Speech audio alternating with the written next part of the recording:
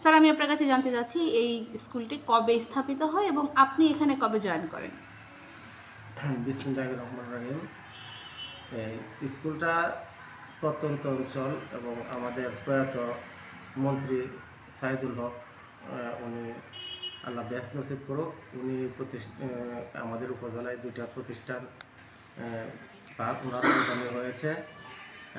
উনি এই শ্রীগড় এসএএসডিবি model high school আর পূর্ববাগ এসএএসডিবি model high school, এটা 2011 সালে স্থাপিত হয়েছে।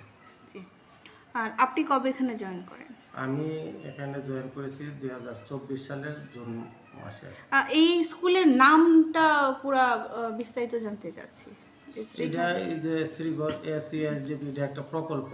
এই প্রকল্প থেকে প্রথম স্কুলটা মানে চলতো, তারপর বাংলাদেশ সরকার এমপিভুক্ত করেছে। আপনাদের বর্তমানে শিক্ষার্থী কতজন আছে?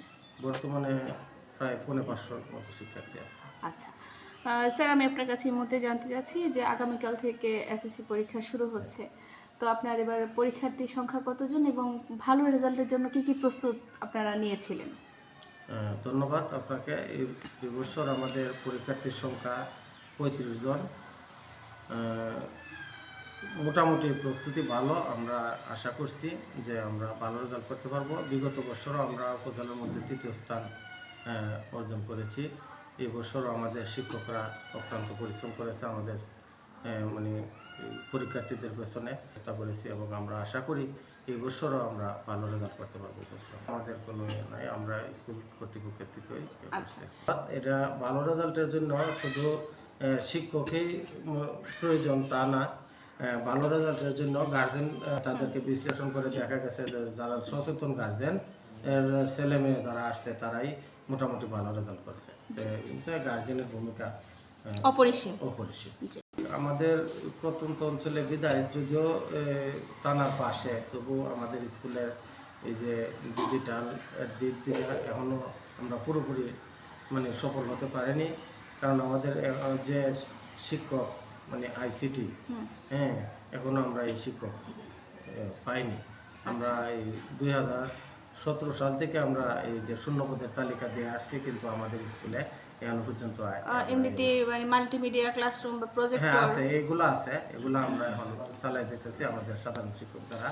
কিন্তু আমাদের যে ল্যাব পাওয়ার কথা, সরকার আমাদের বিভিন্ন সময় আশ্বাস দিয়েছে যে আমাদের ল্যাব দিবে, কিন্তু এখনো পর্যন্ত আমাদের প্রতিষ্ঠানে। তাহলে এবারে যে সরকার ওনার কাছে যে আমরা প্রাণের দাবি আমাদের স্কুলে যাতে ল্যাব দেয়। বর্তমান সরকার আমাদের এই সরকার আশা করি আমাদেরকে ল্যাব দেবে এবং আমরা বছরের প্রথম থেকেই এ বিষয়ে মানে এক পর্যায়ে যুদ্ধ করে আসছি, যা বলার মতো না। আর এটা একটা সামাজিক বিধিতে পরিণত হয়েছে।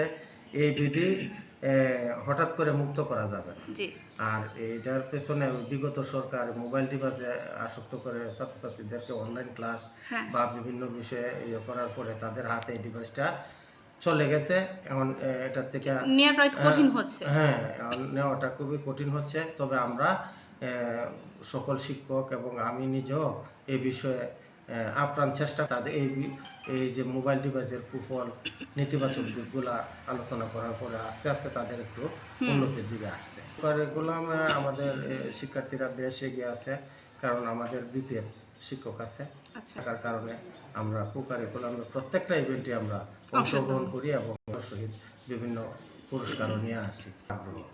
ইফটিজিং এবং বাল্য বিবাহ আমাদের কমিটিও করা আছে, আমাদের শিক্ষক নিয়ে, মহিলা শিক্ষক নিয়ে এবং অভিভাবক সদস্যদেরকে নিয়ে, ছাত্রছাত্রীদেরকে নিয়ে আমরা মাদক বিষয়ে 2টা কমিটি করে রাখছি।